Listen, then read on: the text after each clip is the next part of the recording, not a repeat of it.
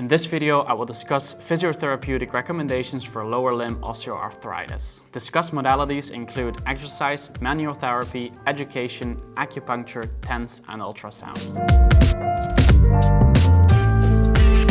Hi and welcome back to Physiotutors. In 2017, Walsh et al. Published this paper to guide clinicians in their decision-making for lower limb OA.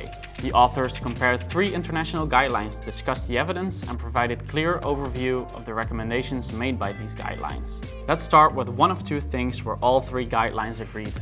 Exercise should be a component of OA management. What type of exercise, however, is less clear.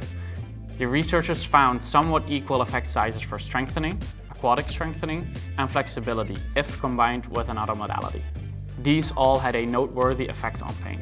Even a simple walking program could be effective to reduce pain and increase quality of life and functional status. Of course, we want to optimize therapeutic exercise. The authors state that a single exercise type is better than a combination.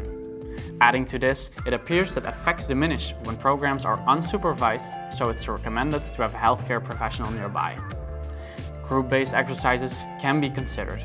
As a second modality, manual therapy can be considered, although it was only endorsed by one guideline.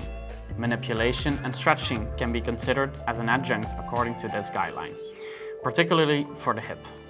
Just like manual therapy, transcutaneous electrical stimulation was endorsed by one guideline as an adjunct for pain management. Together with exercise, there was only one more modality endorsed by all 3 guidelines, and you probably guessed it, it's education. It was recommended to tailor the information to the individual and teach them about the nature of OA, prognosis, management, etc. Information could be provided in writing and verbally.